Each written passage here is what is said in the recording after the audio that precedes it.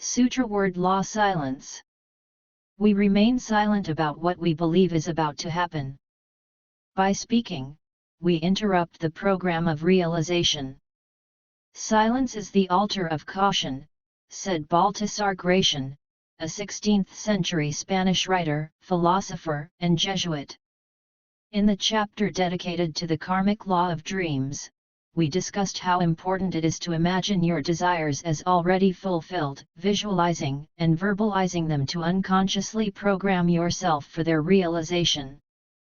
But there is a crucial nuance: this should be done when you are still far from achieving the desired outcome. That's when it makes sense to say, I will have this house, this yacht, I will live in this place. However, when the desired event is about to happen, you should remain silent. For instance, if we dream of a house, the subconscious will help guide us toward that dream. We will earn money, find people to design the house, and those who will help build it. But a week, a day, or a minute before the anticipated moment of fulfillment, you must stay silent. If you say, I am practically on the verge of achieving my dream, for the subconscious, it signals that everything is already completed, and the program of achievement can be closed. Therefore, we stay silent about what we believe is about to happen. By speaking, we block the subconscious mechanism and shut down the program of realization. Silence is the altar of caution. Baltasar Gracian. This idea is also reflected in the popular saying, "Don't count your chickens before they hatch." The phrase originated from the circus world, where acrobats would say hop only after successfully completing a trick. This rule emerged from professional experience. Ancient magical practices against the evil eye, as preserved in proverbs and sayings, convey the same wisdom. Jinxing, as defined by Ochhegoff's dictionary, is calling forth misfortune by predicting something good. Every time we strive to satisfy a need or desire, the human brain chooses and forms the most energetically efficient and optimal program for realization. Thanks to reflective perception and abstract thinking, the brain anticipates the emotions that may arise from a successful outcome. As a result, the body's internal resources are mobilized for different stages of the journey. If our goal involves physical activity, skeletal muscle tone increases. In the case of mental activity, hormones and bioactive substances enhance the brain's sensitivity and perception, sharpening our senses. The closer we get to our goal, the more pronounced this effect becomes. The body prepares for the final battle, expecting a reward in the form of a surge of joyful hormones, internal opiates, and other biologically active substances with positive psychotropic effects. The internal energy that bursts from the subconscious manifests in desires and strong emotions, mobilizing the mind to realize the goal. However, this mobilization of inner drives is stressful for the body and leads to resource depletion. As a social being, a person seeks recognition from others, which reinforces our actions. Thus, when we receive premature approval, the brain takes it as confirmation that the goal has been reached and halts the program. The body temporarily switches to a more energy-efficient mode, saving strength for new challenges. That's why it is crucial to remain silent about what we believe is about to happen. Speaking interrupts the achievement program, risking failure at the last moment. When you share your dreams or values with someone else, you lose a part of yourself, a part of your power. Dominique Leroux. Silence is better than empty chatter. Silence is necessary. It accumulates inner energy, preventing it from dissipating. This is the most common energy drain, often leading to unfulfilled hopes. Words are silver, but silence is gold, as the saying goes. The energy of a close event should not be jeopardized by revealing it or engaging in empty boasting. The power of silence was well understood by the hesychasts, monks, and theologians who practiced silence. The term hesychasm comes from a Greek word meaning calm, silence, peace. From a common perspective, hesychastic silence brings a person into a state of tranquility. However, many monks who practiced sacred silence claimed they were able to communicate with angelic forces. The tradition of hesychasm continues today in many monasteries, particularly on Mount Athos. The poet Fyodor Tyachev in his famous poem Silentium wrote, "Be silent, hide, and conceal your feelings and dreams. Let them rise and set in the soul's depths. Silently, like stars in the night. Admire them and be silent. The spoken thought is a lie. Disturbing, it will upset the springs. Nourish yourself with them and be silent." It is important to remain silent, allowing the natural maturation of the event, preserving its unspoken spiritual core.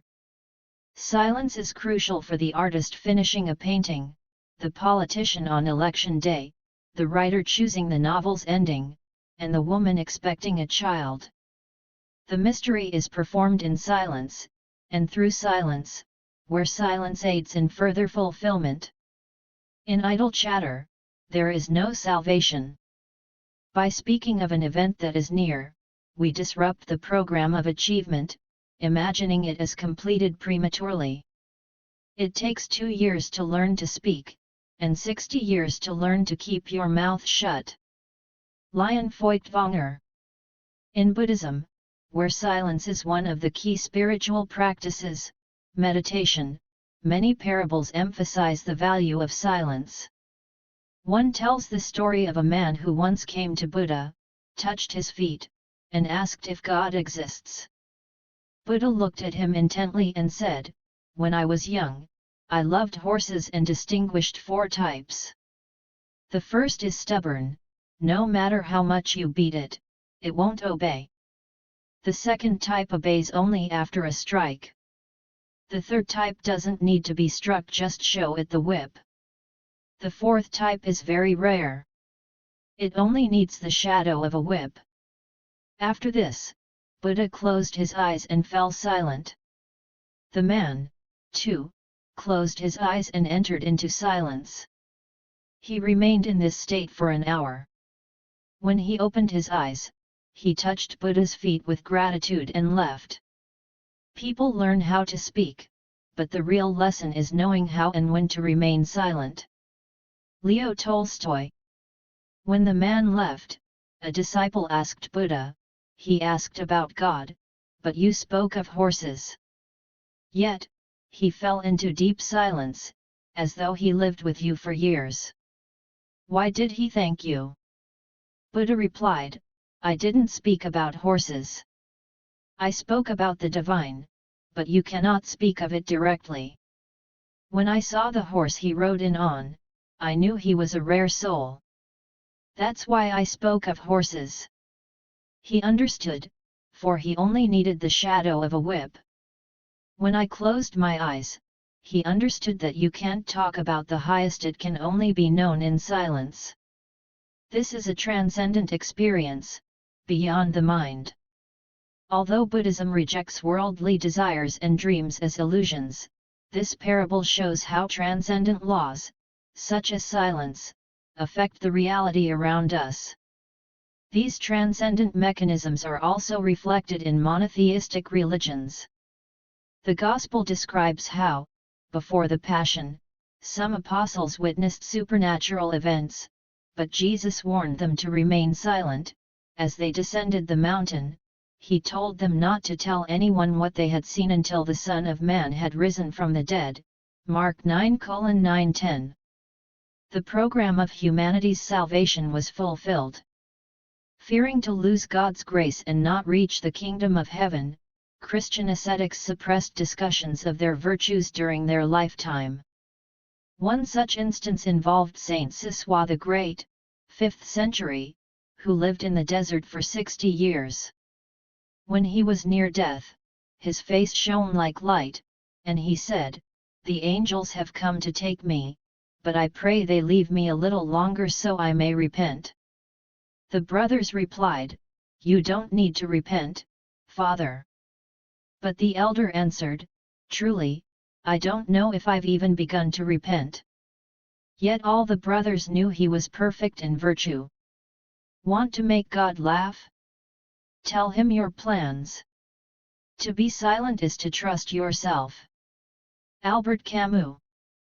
The work of Nicodemus of the Holy Mountain, The Unseen Warfare, warns of one of the four temptations that an ascetic may face at the hour of death.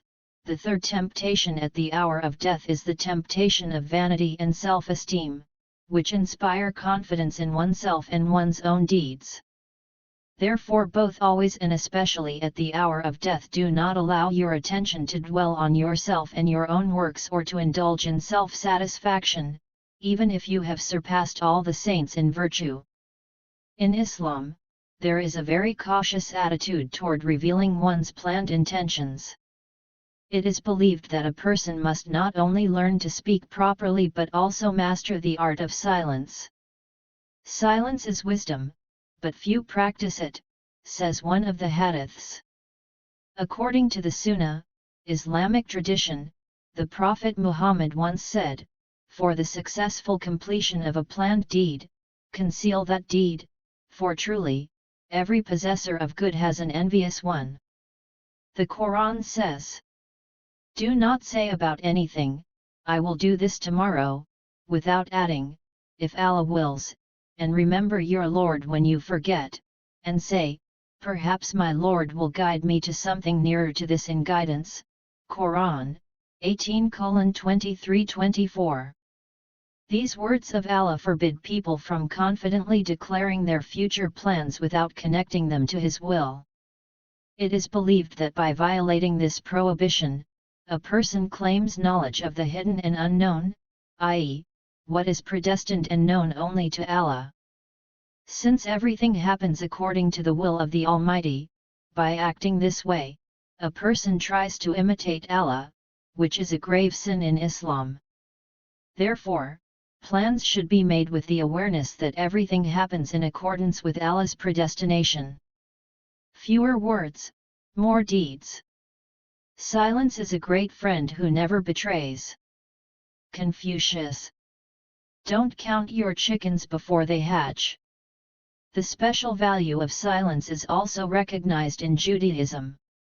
Speech is a derivative of the physical body of a person, explained Rabbi Judah Lau, one of the major commentators on the Torah and Talmud, and the chief rabbi of Prague, 16th century. Silence allows our spiritual essence to prevail. Since silence is the natural state of the human soul, it allows the spiritual component to control the physical. "All my life, I lived among wise people," wrote Rabban Shimon ben Gamliel, head of the Sanhedrin, Supreme Court, in the 2nd century, and found nothing better than silence, Pirkei Avot 1:17. Another Jewish source says, "When words are many, transgression is unavoidable, but he who restrains his lips is wise." There is a well-known proverb, "If you want to make God laugh, tell him your plans." Perhaps God's laughter is the factor that disrupts the physical principle of balance, which underlies not only natural phenomena but also our life strategies. In mechanics, equilibrium is the state of a physical system in which its characteristics do not change over time. There are three types of equilibrium: stable, unstable, and indifferent. What interests us primarily is unstable equilibrium, since in this case, a loss of balance is possible, leading to a drastic change in the system. Processes in social systems, where each person interacts with a large number of objects, carry high uncertainty due to the enormous number of circumstances. Therefore, the result can only be determined using probability theory. With non-zero probability, processes that contribute to the successful completion of what we hope for occur. There are also opposing processes, those aimed at failure. In dynamic equilibrium between these processes, any external factor can disturb it and lead to catastrophic consequences. Even premature verbalization can become such an external factor. This is why, in complex cases, silence is a wise strategy.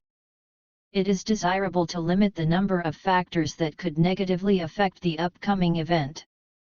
If the process is ongoing and will soon be completed, it should not be subjected to unnecessary risk. Even verbal information can provoke an increase in the non-zero probability of failure. Don't talk about your plans. No plan shared with another ever succeeds. Folk wisdom. Historical sources provide many examples of the disastrous consequences of breaking the karmic law of silence and prematurely declaring victory. In the life of Demetrius of Thessaloniki, there is a story about the Slavic leader Hatson, who in the early 7th century led a raid on the powerful Byzantine Empire. Warfare against the heirs of Roman military science was no easy task.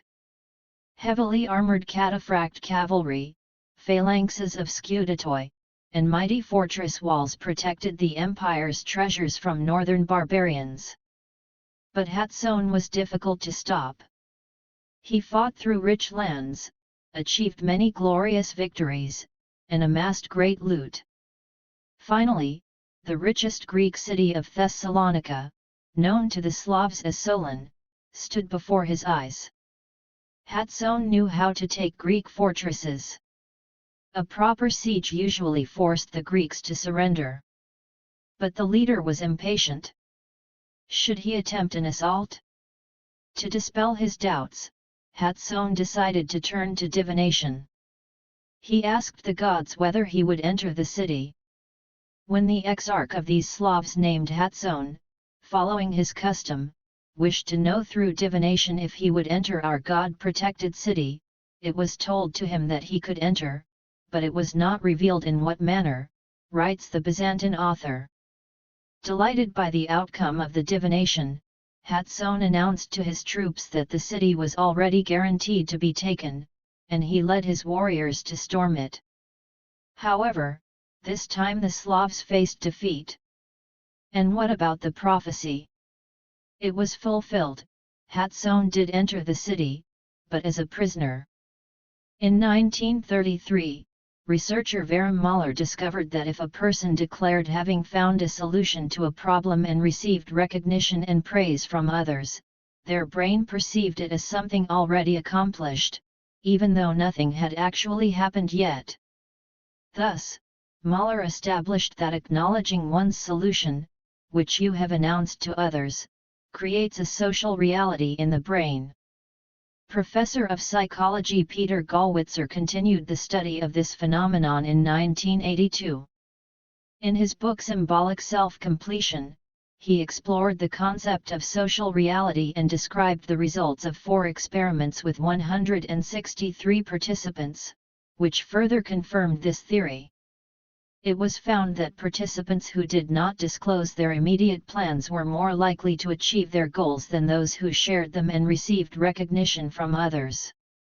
When we talk about what is supposed to happen, it gives us a sense of accomplishment. Our subconscious mind perceives what is spoken as already done. Our self-image improves, and we become more successful in our own eyes, especially after receiving praise and external approval. The conversation satisfies the subconscious, and as a result, the brain no longer feels the need to be as ready for action, having already received its reward. A similar test showed that success in solving intermediate tasks, under certain conditions, also weakened efforts to achieve the next, more important and complex goals. This happens for the same reason.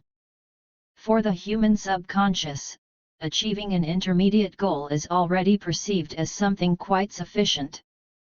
Thus, at the moment when something important to us is about to happen, when we are on the verge of the final push, it is better to stop talking about it.